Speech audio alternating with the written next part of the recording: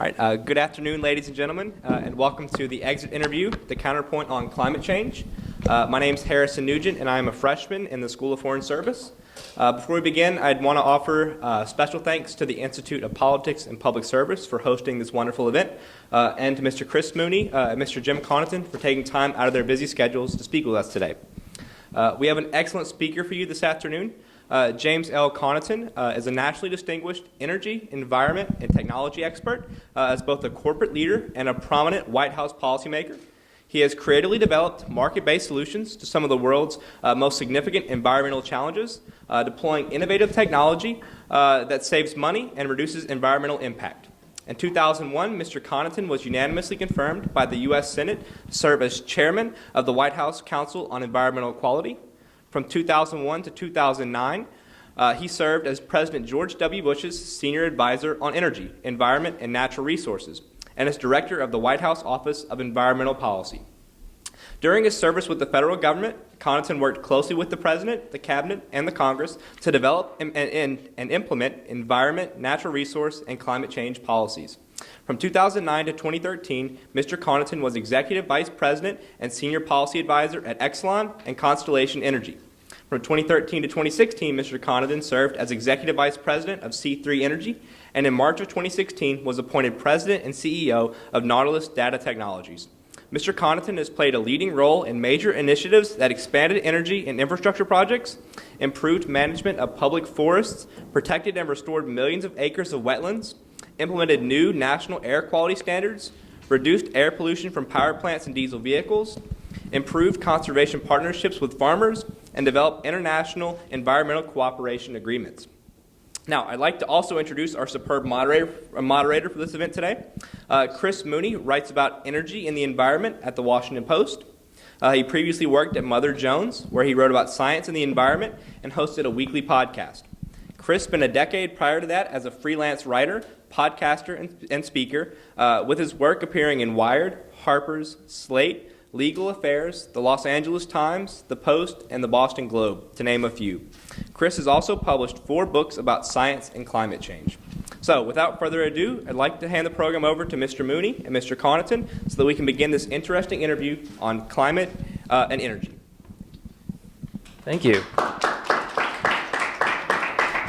And it's good to be here. I guess everybody knows this is taking the form, at least partially, of an exit interview response. Everyone knows what that means? Okay, so what that means is we're going to sort of start by rehashing a little bit what was said by officials from the Obama administration and what your reaction is to their take on what they've accomplished on climate change. And what they said here, I believe it was 2 days ago, was basically that they had put addressing climate change at the center of many of the things that they did, and that they accomplished a great deal, sort of trying to advance clean energy, fuel economy standards. The biggies are, of course, the Clean Power Plan and the Paris Climate Deal. And I'll just give you one quote from Brian Deese, President Obama's senior advisor. He said, "One thing that has remained consistent over the last several years is that this issue," referring to climate change, "is at the top of our priority list." So I guess the first question I would ask is, do you agree they've taken a huge swing at the climate change problem, and how would you assess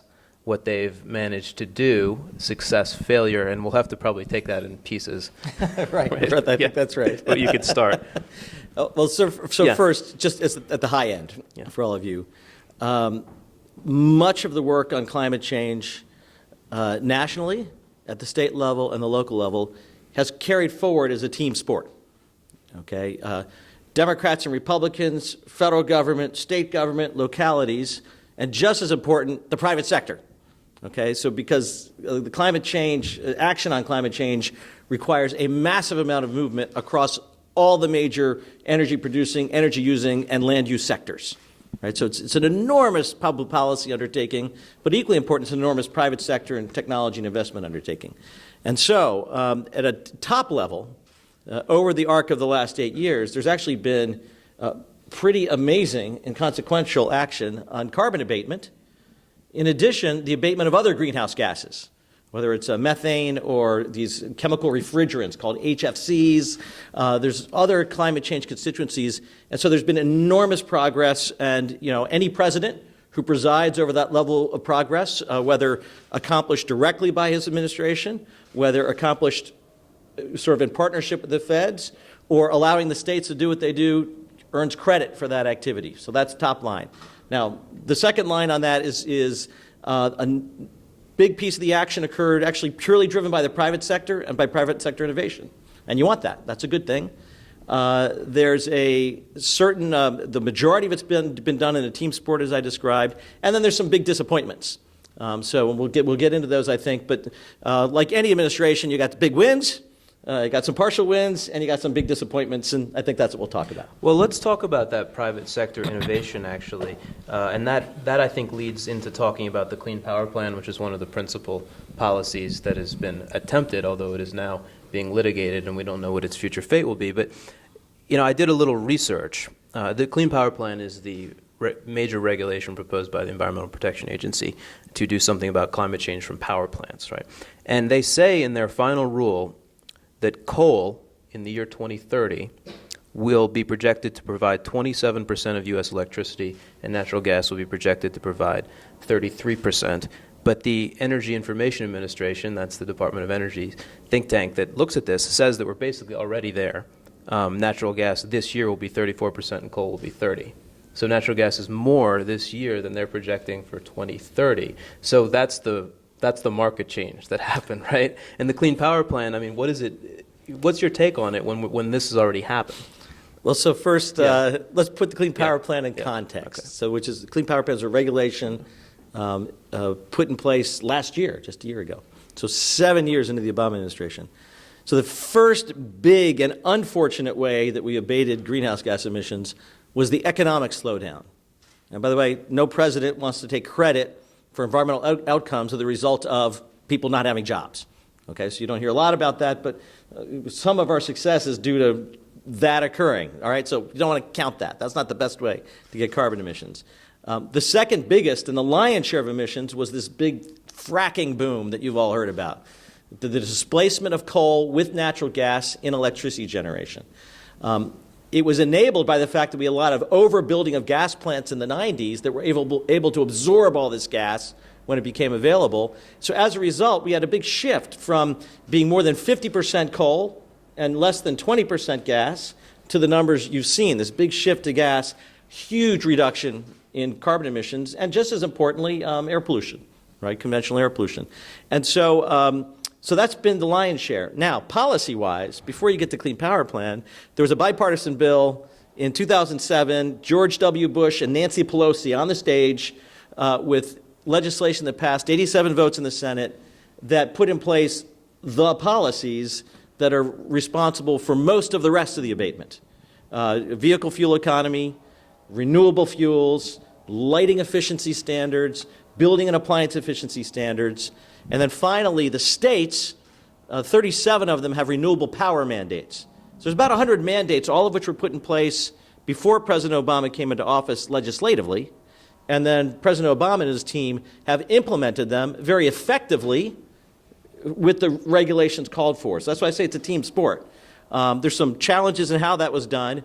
Clean Power Plan now comes along 7 years later, and most of the effort to do what the Clean Power Plan would now try to do is already locked in as policy, already locked in as private investment, already locked in as technology advancement. So the world has a way of overtaking regulatory events. So what does that mean for the administration's success, failure, what have you?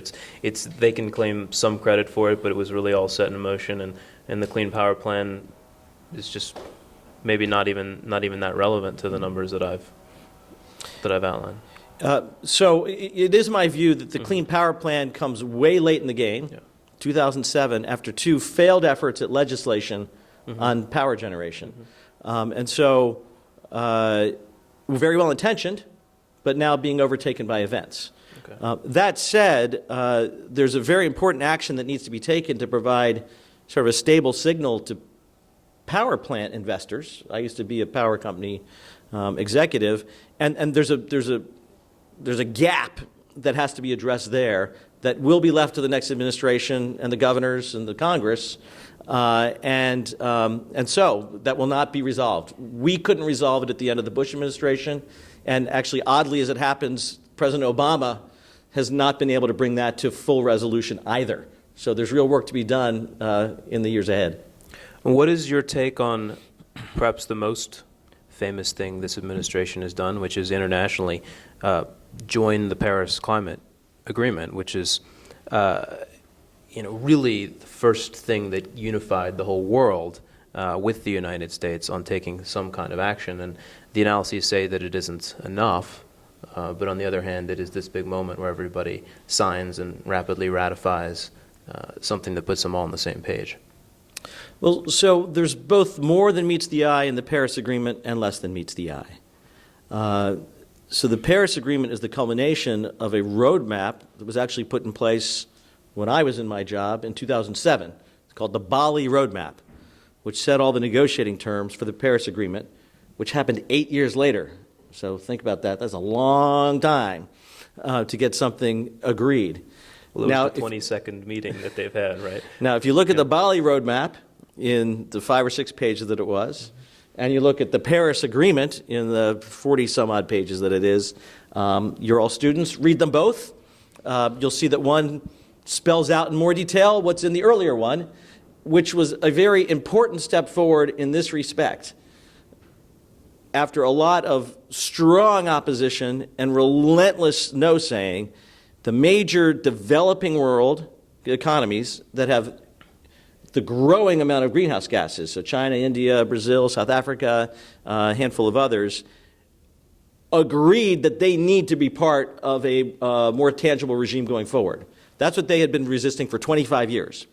And the longstanding U.S. opposition to a treaty on climate change, a new one, we have the original one in 1992, was really predicated on these big emerging economies having to play a critical role as well. I give President Obama and his team credit for keeping them at the table and getting to the Paris Agreement and getting rid of an old provision that said the big developed countries do all the work and the developing countries don't do any work. Okay? That's a big deal. However, that said, Paris does not have binding requirements. Paris does not especially put China on a trajectory of any consequence. China is actually free to admit to whatever level it wants and peak out at a theoretical point in the future. And as that occurs, we're going to see global greenhouse gas loads, anthropomorphic ones, generated by man. We're going to see them double and then triple, okay, largely in China and then supported by other countries. And that's locked into Paris. So there's a lot of work for those who want to see really aggressive action on climate change and meet this 50% global reduction by 2050, which is an 80% global reduction in the developing countries by 2050. Paris simply buys time to the next conversation. Again, so it was very important what occurred, but it's way short in terms of the ambition of those who support Paris. And that also then lies in front of us with some both opportunity and some shoals. So this was all, of course, really made possible by negotiation bilaterally between the United States and China, which preceded the Paris deal, bringing those two to the table, and the United States agreed to specific cuts, and China agreed to peak its emissions by the year 2030, which means that they won't. That is when they will start going down at the latest, and they will try to make them go down earlier. So you think that was? Do you think that was not the best deal that could have been gotten, or you think that it's just not enough of a deal? Because that in a sense was then written into the Paris Agreement. So I believe it was the best deal that could have been gotten in the current environment, and I don't believe the deal is at all adequate to the task. And actually, I don't know, you guys are studying public policy. I don't know if you've studied the moral hazard, okay? But actually, I think there's embedded in that deal, and the sort of the overemphasis on how great the deal was. It was very good. But by saying that this deal was the great deal, it will make it actually harder to do the big next step that's got to happen because everyone's content with the current arrangement. Okay, and so, and interestingly, if you sort of, and you're all online, pull up everything Mr. Trump has said about climate change and read the second line of everything he said, not the first line. The second line, he's been zeroing in on an essential half-truth of the challenge in front of us, which is this mismatch between developed country emission abatement and the lack of consequential emission abatement in the major emerging economies, which creates something called carbon leakage. So we squeeze our emissions, but it comes at a cost, and that causes investment to occur in countries that don't impose proportionate cost. I mean, they're starting at different levels. And if you're a place like China, its emissions, depending on sector, are anywhere from 3 to 10 times more per unit of production. So we're squeezing our emissions, but they're going up proportionally even greater in other countries. That doesn't address the global carbon load. That is a really hard problem to get at, and we haven't gotten at it. So again, some upsides, but some pretty significant challenges that we have ahead. Again, for those who want to see, very aggressive emissions abatement in this next 20 to 30-year period. I think we could say more about China, but I'd like to move on. You brought up the president-elect, and I think a key question I have is, insofar as you're offering a bit of a counterpoint to the Obama administration, you seem to agree about some things and in some places not agree as much. How representative do you think you are of where the Republican Party is right now, or do you think you're not so representative? Well, let's start first with the political economy of what's in front of us. This 2007 energy bill I mentioned, the state renewable portfolio standards, the technology investments in innovation, sustained funding for energy R&D, sustained funding for climate change science programs. All of that has occurred, Republicans and Democrats. Okay, there's a tendency to try to paint stereotypical, things with a stereotypical brush. But all of that's been sustained, and states led by Republican governors and states led by Democratic governors. George Bush with the Democratic Congress. So look at what's actually on the books. And so my views are actually quite representative of this broad political economy of reasonable action on reasonable timeframes at a reasonable cost. And so it's very important, and again, with you as students of public policy, the divide, is partly around disagreement on how much of the science should drive public policy. And if you look at the science, read the IPCC summary. It's a bell curve, right? It's a bell curve of the humans aren't playing a big role. That's like way out here. This big bell curve of humans are probably playing a substantial role. And then at the other end, it's pretty alarming. I mean, there's a real, this is an alarming problem at this end. And so if you look at the political process is actually sort of hanging on to the bell, the big piece of the bell, and then you've got some strong views at either end. And so I find myself hanging on to the bell and figuring out first, where can you get profitable emissions abatement? Because the more profitable it is, the faster it'll happen.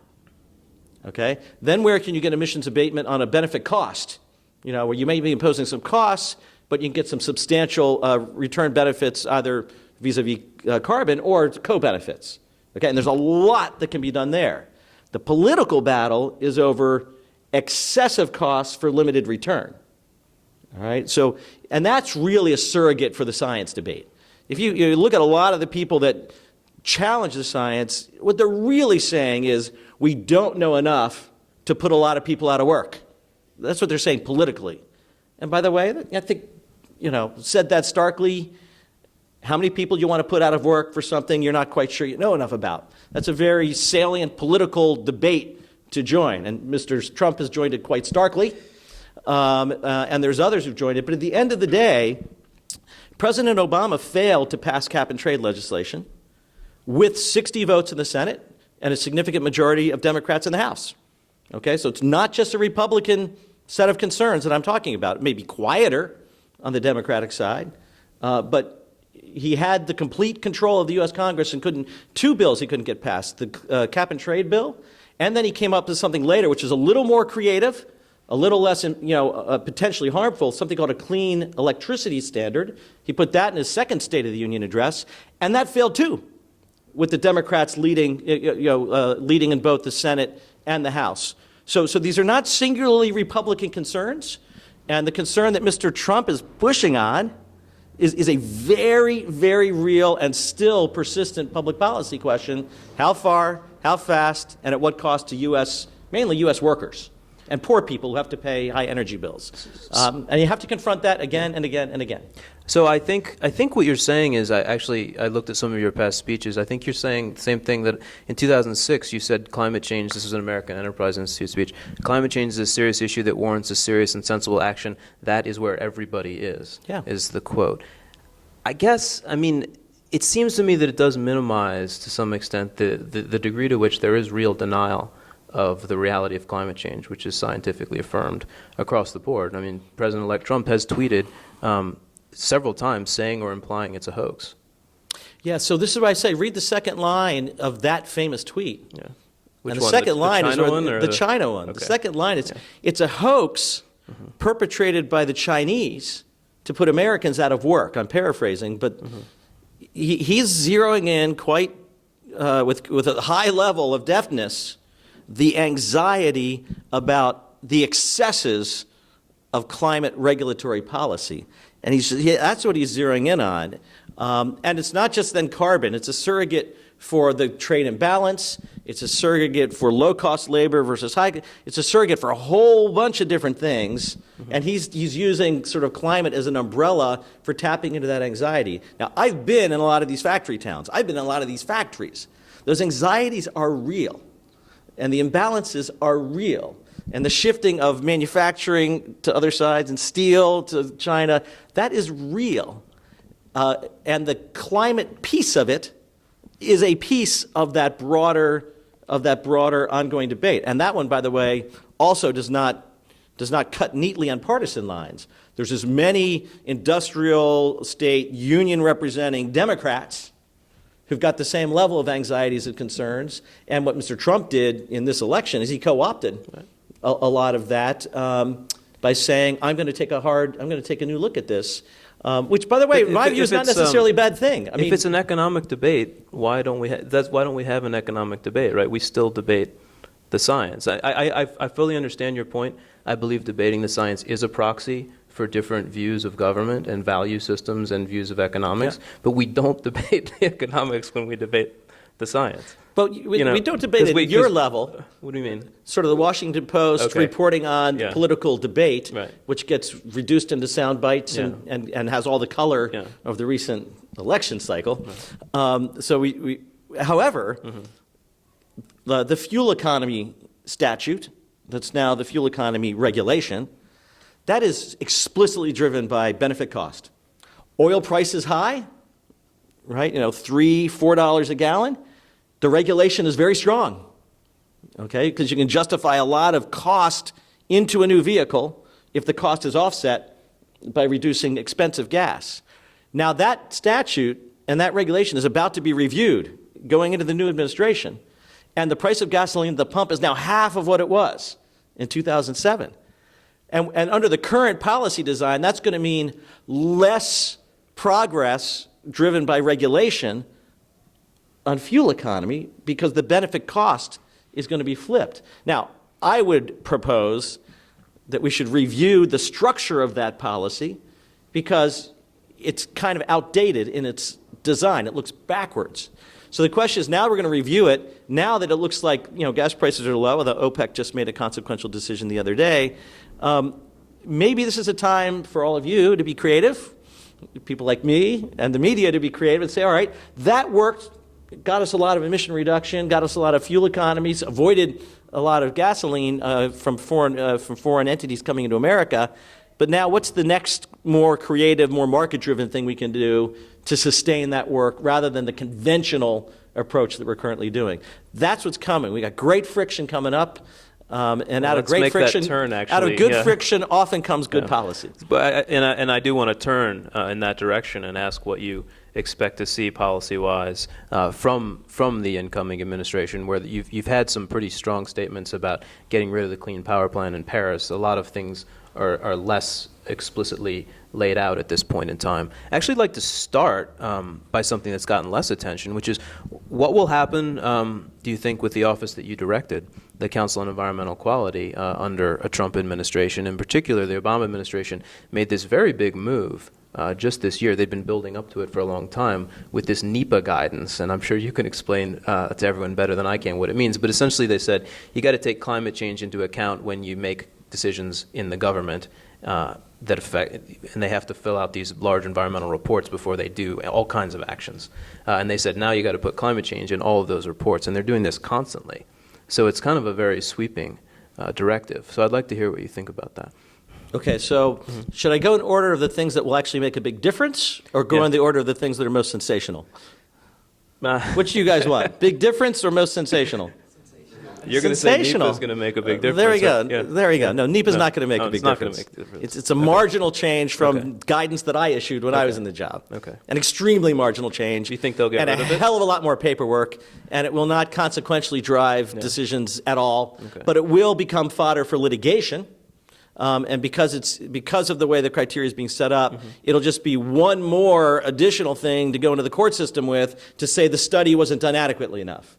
Okay, but from my perspective, and by the way, I am the world's biggest champion of NEPA. It's the environmental review process. Okay, it's one of the bedrock things we do. All the other nations follow us. It's a very, very, very important process. When it comes to carbon emissions, it will have almost no consequence, okay, of abating emissions, but it will have a lot of consequence in stalling investment in new stuff. Now, I've got concerns if that occurs, because you're all on your phones and on your computers. We all know in our lives, when I replace something old with something new, I tend to replace it with something that's much more efficient and has a much smaller environmental footprint because stuff just gets better. And if I have a regulatory process and a permitting process and a litigation process that makes it 5, 6, 10 years longer to replace the old thing with something new, I'm not getting the benefit of all of that efficiency. And I could take you through all the studies on that. And so I think there's a real trap in that guidance that we're going to have to see, what becomes of it. Again, please understand, I think it's important the project proponents understand the greenhouse gas profile of what they're doing. I think it's very, very important. But if you're just inserting roadblocks to getting to a decision to go forward with the project or not very helpful from an environmental perspective. And this could be changed relatively easily by a new administration. Yeah, it's guidance, and they're talking about the Congress could overturn it. But as I said, it's sensational. So you please study outcomes as well as methodologies. The big things that are coming is this CAFE review. That's a big thing that's coming. A big thing that's coming is the Renewable Fuel Standard review.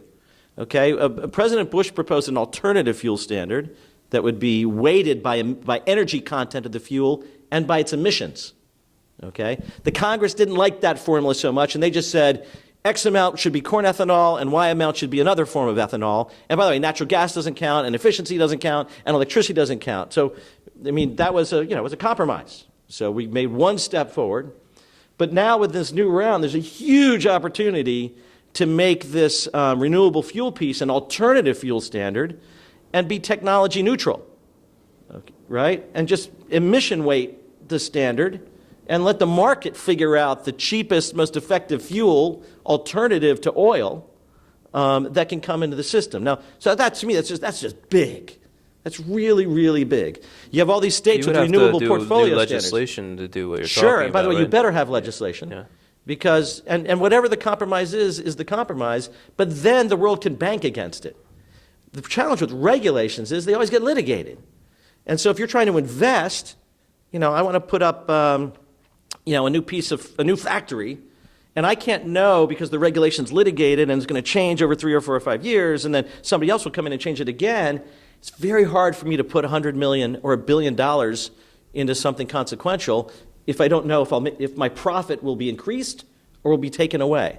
And this is the hidden story of progress that could have been even more consequential over the last 8 years, was this idea of tying up massive amounts of capital into factories, into roadways, into smart grid, because you had to wait for permission to do it. And because you had to price a lot of risk. There are projects that would go forward with 12% profit, but I have to price discount it by 5% because the rules might change on me. The project never happens. Again, it's all the stuff you won't see it. Nobody writes about it. It's not like there's a report to the Labor Department or to the Commerce Department. It's all this silent absence of investment. Now, what gets me excited about a President Trump is actually, as a president, he uniquely understands that dynamic.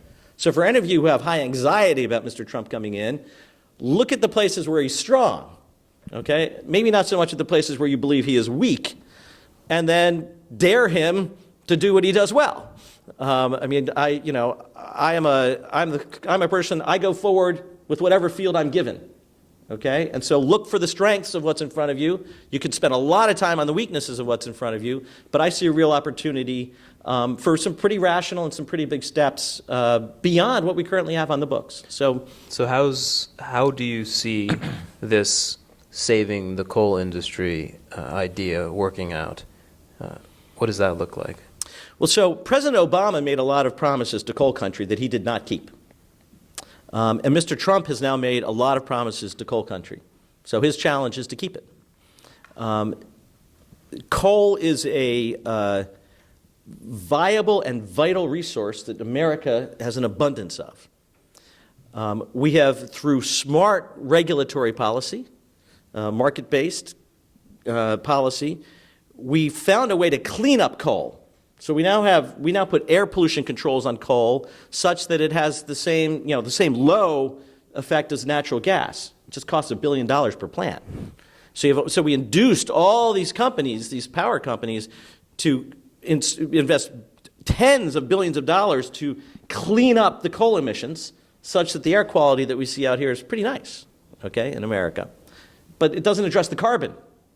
Okay, so just when all the utilities were revitalizing all these coal plants with tens of billions of dollars of investment, Democrats and Republicans got into a huge clash and said, we're not going to agree on carbon abatement, which brought investment in coal to a grinding halt.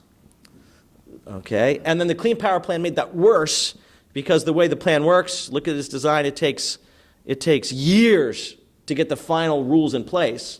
During that entire time, nobody will invest in new coal. Okay, so these coal miners, they really are suffering, and needlessly suffering. Because as you said, if the Clean Power Plan in its form was finally finalized, there'd be 20 to 30% of the energy mix could still be coal, and we'd still cut a lot of emissions. But until the rules are decided, big utilities, which I used to be a part, are not going to invest a dime. So essentially what you have is a ban on coal, a new coal, and you got a bunch of old coal plants running. Okay, so the whole thing is upside down and inside out. And so Mr. Trump will come in, he's said he's going to put an end to the Clean Power Plan, which I think is a good thing. I don't think the Clean Power Plan in its current form is going to do what you wanted it to do, and it's got a big negative consequence.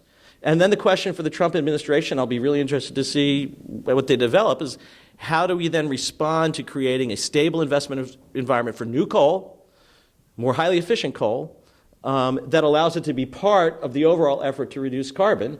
And then, by the way, there are technologies that can capture the carbon from coal, but if coal is a dying sector, I don't know, you tell me, are you going to go into that business? To come up with the technology to capture carbon from coal if coal is a dying sector? I don't think so. If coal has a place in the energy mix and is part of an overall effort on carbon abatement, I'll take that bet. Now that's a fun one to invest in, because to mine coal and put it into power plants is pretty cheap. So we've just got all the incentives are all backwards, and it's unfortunate. And I hold sort of both sides of the political conversation accountable for the mess we're in, because we don't have the accommodation we need. Because you won't get everyone to agree. It's just good old-fashioned, what's a reasonable goal, a reasonable time frame, at a reasonable cost. It's a really good benchmark by which to do regulation. You've gotten into one of my favorite subjects, which is carbon capture, but I think that much as I'd love to dive in, I think we should take some questions from students at this point. So let's go ahead and do that. If you wouldn't mind raising a hand and asking your question, make sure your question is phrased in the form of a question so that we can then get a response going right away. And I will probably have to restate the question just for the benefit of the recording that's going on. So is anybody interested in, yes? Okay. We kind of touched on this topic a little bit in the discussion. During President-elect Trump's victory on November 8th, the Marrakesh Climate Conference was taking place at the same time, where they discussed some of the implementations of the Paris Agreement. And there's a lot of worry about President-elect Trump's victory, about the future of the Paris Agreement. So my question is, with President, what do you see as the future of the Paris Agreement with President-elect Trump? Do you see America backing out and then China, meeting that call to withdraw, or do you see China maybe taking the lead in Asia and resuming like a regional hegemon role? So let me just restate that. It's well stated question. Good question. What happens to the Paris Agreement under Trump essentially, and what does that then lead other countries like China to do? Well, so the Paris situation is very similar to the domestic one I described. There's just a lot of activity already baked in. And a lot of it's quite good, quite constructive, and I'd be surprised if Mr. Trump and his administration was to affect any of that. We're still a member of the UN Framework Convention on Climate Change. Read it, and then read the Paris Agreement and see how different those two are. By the way, they're not very different. There's only one binding piece to the Paris Agreement, and that's an agreement to have a shared system of transparently measuring and reporting on emissions, something that the major emerging countries have resisted for decades and that we still don't have. And Paris still has, they're talking about finalizing an agreement to agree on that in 2018. I mean, this is nuts. We know how to measure and verify emissions. This is just posturing. So whether it was a Trump administration or a Hillary Clinton administration, they're going to have to deal with this piece, which still remains unresolved. It's going to be really hard. All right. So now when you get to actions, Paris doesn't have binding requirements. It's based on what the nationally declared contributions, NDCs they're called. So each country submitted their plan of NDCs, which has all the things I told you about in it. And as I told you, most of that's locked into law. And Mr. Trump in the campaign didn't say he's going to upend any of that. Okay? I mean, now maybe he'll change his mind or he'll have something more to say on it, but it didn't come up in the campaign. The campaign was really about carbon and coal country. The limited amount, he talked about this. And so I don't see a lot of change there because there's a lot of political acceptance to that. Now, the China piece of the question is very, very important. You say China is leading. Okay, I've been to China at least twice a year for the last 15 years. How many of you have been to China? Okay. In that period, air pollution has gotten worse, not better. Okay? And every 5 years, the Chinese government puts out a 5-year plan, going back 25 years, about all the wonderful things they're going to do to cut their harmful air pollution. That's the stuff that actually sickens, hospitalizes, and kills people. Okay, let's be blunt. And it's gotten worse. So when you ask about China being a hegemon and a global leader on carbon abatement, how can I even respond positively to that statement when they will not take the autocratic action to stop sickening, hospitalizing, and killing their people with their uncontrolled air pollution? All right, so I think this is way overhyped against the reality of what's occurring. Now, China knows they've got an air pollution problem. See the China Olympics, when they managed to shut everything off for 2 weeks and clear the air for a little bit. Okay?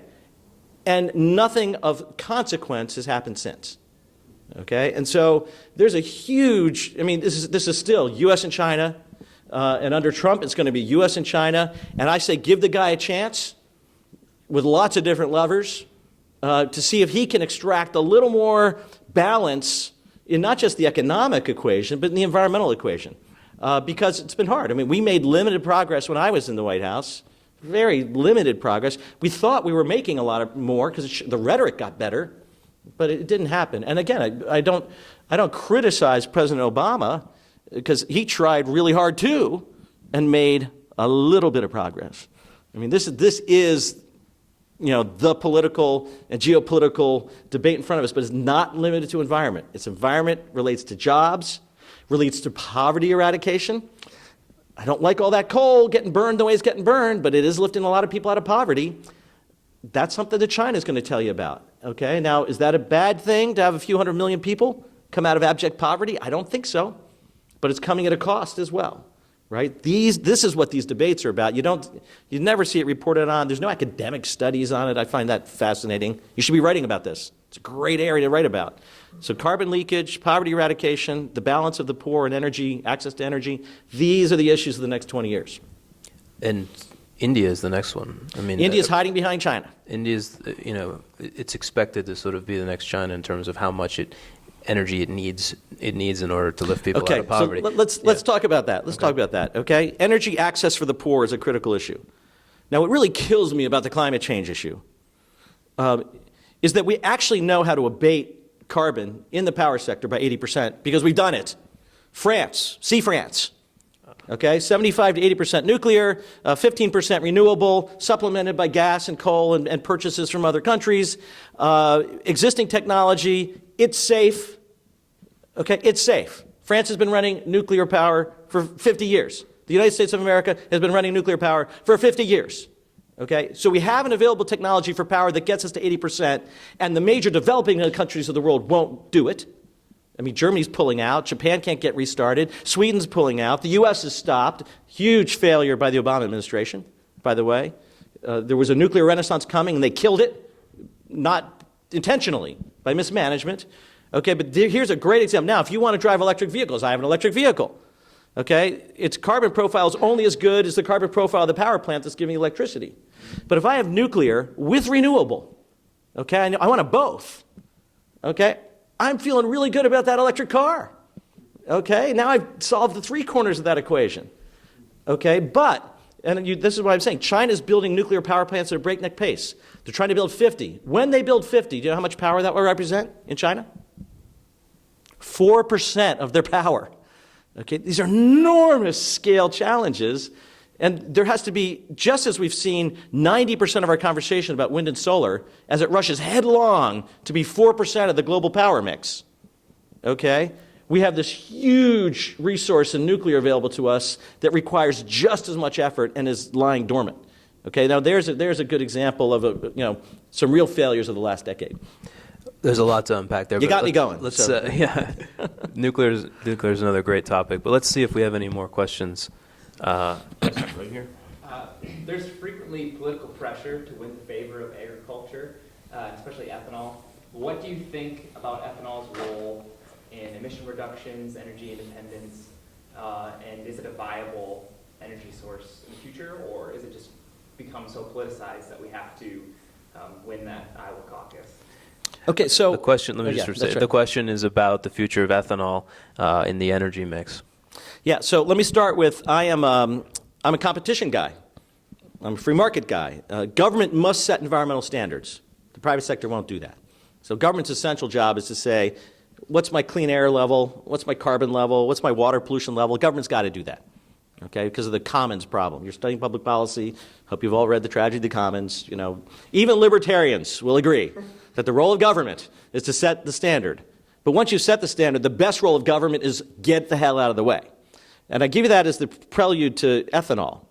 I am neither for ethanol nor against it. It's one fuel that could be a really good part of the mix. And I would love to see the oil companies face a little competition for fuel. Okay? And I'd like to see natural gas in the mix as a competing fuel. And I'd like to see electricity in the mix as a competing fuel. You should all want that. It's called consumer choice. Okay? But there's huge barriers to entry. There's huge issues of incumbency that has prevented that. So I'm all for, when I started my job in 2001, people were fighting over whether we could support 1 billion gallons of ethanol a year. And then the fight was, maybe we can get to 3. And then we passed this bill in 2007, 35 billion gallons of renewable fuel. I mean, that's consequential. That's market shaping and market shaking. Now, does ethanol have its downsides? Sure. Does petroleum have its downsides? Does natural gas have its downsides? Does electricity have its downsides? They all do. Okay, so what I'd like to see is more full, free, and fair competition for fuel alternatives in our mix, and there's got to be some policy to enable to create the market environment for that. But it needs to be a well-regulated market, not a well-regulated fuel source. So you don't favor the farmers for corn. You don't favor the agricultural interests for cellulosic ethanol, which has a much lower CO2 footprint, by the way. You don't favor the natural gas guys. You just try to create a policy and infrastructure framework that lets these guys compete. Because maybe for 10 years petroleum is better, and then another 10 years some big breakthrough happens and we're all doing biofuels. That's what happened in power. One decade was gas, one decade was nuclear. The 1990s was coal. This decade's been about renewables, and what's next decade? I can't predict that. Government likes to try to, can't. But so ethanol is important. Now, one other point about ethanol. Because we put in place a market-based mandate, however, sort of clunkily it was designed, we crushed the price of producing ethanol. So it's largely blended into the mix at no net cost to the consumer. Ethanol used to be 25% net energy inefficient, i.e., you put 25% more energy into making the ethanol than you got out of it. Eesh. Right? But in the period of this market-based mandate, because it was getting crushed in competition for price, ethanol is now 25% more energy positive. That's a huge swing in productivity, and not directed by the government, because these ethanol guys are just beating each other up to blend their fuel into the market and get it sold. Okay, these are powerful forces. If you just set the policy design and back up, if you put on the umpire jersey and just make sure people don't commit fraud, the market is really going to tackle these compliance requirements with much more zeal and creativity than the government-directed version ever could. And that's the clash of our time. In the Obama administration, we've fallen back into more of a permission-based, I'm going to tell you if you can do something good, you got to get a permit from me, you got to get a grant from me. And that's why things have been much slower than they could have been. And interestingly, the objective is largely shared, with some outliers on each side. Largely shared, these methodologies can make a big difference. So I'd say give the Republicans a chance. See if they can step up to the plate. If not, hold them accountable for it.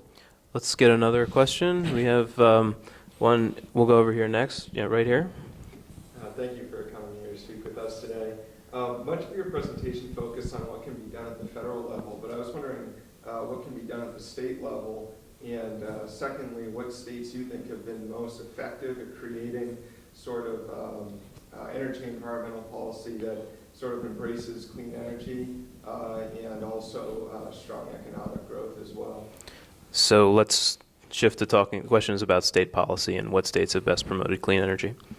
Yeah, so what's great about the states is they're all engaged. Okay, every state is pushing forward on energy efficiency standards, on improvements to their building codes. 37 states have renewable portfolio standards. Almost all of them are badly designed. Okay, but good start. My boss, George W. Bush, was one of the first 2 governors to put in place a renewable power standard in Texas. Now, if you ask me to point at 2 states, look at what California is doing well and what they're doing disastrously. Well-intentioned, but just bad policy design. Look at what Texas is doing really well. I mean, I think the 2 big powerhouse states in all of this is Texas and California, curiously enough, and what they're doing not so well. Why is Texas doing great? Texas has renewable power standard. They've got a lot of push on efficiency, but they also have a restructured electricity market. So their utilities are incentivized to innovate. Okay, their utilities are incentivized to partner with transportation sector, with the building sector, and other things because they have to compete. Whereas we still have 34 states that are regulated monopoly states, and there's limited incentive or political permission, and that's probably the better point: political permission to innovate. So, I could go through a canvas of all the states. You don't want that. It is important that there is this layer of state activity, and here's the key politically to it. California wants to do 50% renewables. Maryland wants to do whatever their current number is, 20%. Those are pretty good choices to be made by the local state people as to what balance, if they're going to direct the balance, what they think that balance should be, and what costs they're willing to absorb over a certain period of time by their ratepayers to achieve that policy goal. That's better done at the state level, okay? And states are different. California looks very different than Maine, than Minnesota, than Iowa when it comes to some of these geographically relevant decisions about the mixes of fuel and mixes of power, and then the use of agriculture. So that's a very important question. So that's another thing. When I was in my job, people wanted a federal renewable power standard, and we resisted it. And George Bush was decried as anti-environmentalist. We resisted it because we wanted states to develop their own standards that are relevant to their local conditions. And what happened in the 8 years of the Bush administration? You went from 3 renewable portfolio standards to 37. Okay? You got a national outcome, but tailored to each state with political buy-in from each state. So that's a good thing too. So don't overlook the states. I really appreciate that question. We have time for one more question, sir. Thank you. Very, very nice to hear your thoughts. Full disclosure for my colleagues here in the audience, I'm one of those government regulator types. I'm a career civil servant. And I work on many of these issues, albeit in one particular sector, and it happens to be the maritime sector, a big sector, but with, and as I think you pointed out very nicely, the energy sector is just about the biggest thing going economically, politically, both domestically and worldwide. So it's a very important sector. My question involves just maybe one thing that we heard an awful lot about with the present administration, both from the agency side and at the executive side, from the president down in his cabinet, and that is there was a project called Keystone. It's a pipeline project. It had great promise. The agencies responsible for regulating that took a good look at it. So I'm gonna have to ask you to sort of. The question is about Keystone. The question is about Keystone. Mm-hmm. I'd like to know your thoughts and that it seemed like everybody was on board with it, and for reasons mostly political, I would think. Is that something that might go forward perhaps in the next administration, or is that a dead issue, and where would we stand on it? So the question is what happens with the Keystone XL pipeline? Yep. And you might enlarge that to talk about other, there's Yeah, going to so- be more. Yeah, there's going to be a big Yeah, agenda. yeah. First of all, I guess I won't ask a poll. Okay. Some of you, quote, opposed the Keystone pipeline, right? And some of you did not, and some of you don't really understand what the issue is. Okay? But this Keystone pipeline is a surrogate for big oil development, coming in pipelines to America to feed our habit of driving around in vehicles. Okay? So if you don't do the Keystone pipeline, we're still getting oil from somewhere, provided by someone, as long as we're allowed to drive our vehicles and use the amount of fuel that we're, quote, allowed to use.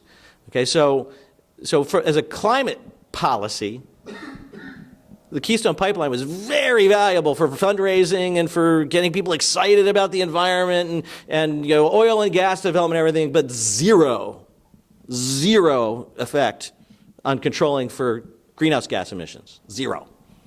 Okay, and if you block 10 more Keystone pipelines, zero. Because we're allowed to drive our cars, and we're allowed to fill them up at the pump, and as the prices rise, we're allowed to pay more for that privilege, and by the way, we do. Because the value of that vehicle for personal pleasure, for getting kids to school, for going to work, or taking an ambulance to the hospital is worth more to us as a society than the environmental footprint of that. Okay? And so, my view is the Keystone Pipeline actually then did go through all the processes, did through all the environmental reviews, and was approved. And if the government is going to insert itself and make, again, it's this permission-based government piece. Give me a standard. Okay, if I know that the national emissions profile for SO2 needs to be X, then let me organize around how to make sure I stay below X. And then and punish me if I don't, as a sector. I do the same thing with oil. Okay, let's decide on the emissions profile for oil, which we've done through CAFE, for the fuel economy rule, which we've done through the renewable fuel standard. Congress, 87 senators, Republicans and Democrats, said, here's how much we want to achieve when it comes to carbon abatement from fuels. That's what those laws were about. And once we've decided that, then we should let the oil companies go about their business of delivering that to us most efficiently. So the role for the government should be the other end of this is make clear what the environmental standards are and make clear the ratchet as they go down and down and down, and don't use permissive-based, extortive government processes to drive up costs for consumers, for mothers, for firemen, for for the fleets of our cities. I mean, it's really, really madness And then add to that the safety thing. A pipeline is so much more safe than all the train cars and trucks that are bringing this stuff in still, because it's still coming in, right? And that's a lot more expensive, too. So that's madness. I feel very strongly about this, where you're trying to regulate the tail instead of, having the collar on the neck of the dog. Just decide the bulk of what we want to do, and again, let the marketplace deliver it efficiently, effectively, and safely, because the market's pretty good at that. Okay, well, there's much that we didn't get to explore here. I want to make one comment we didn't explore. Okay. The carbon tax. When we have to wrap up after that. Last piece. Bipartisan opposition to the carbon tax. George Bush never proposed one. Barack Obama never proposed one. Donald Trump didn't propose one. Hillary Clinton did not propose one. If you read the emails of her advisor, they debated it and said, there's no way we're going to propose one. Okay, so again, things may seem black and white, okay, but universal political opposition to a carbon tax. I just want to end with that, because again, you're the students, you're studying these cross currents, especially in climate change policy, run much more along economic, regional, industrial lines than they do along partisan lines. Just the noise levels are sometimes different. And that's what you want to get good at if you want to make progress. And I want to keep making progress. But you have to understand those cross currents in order to make progress and do it effectively. So I wish you all great success in your careers.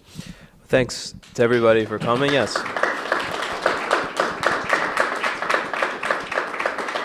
And we do need to wrap there, but we've covered a lot of ground. So thank you so much for doing this. Great.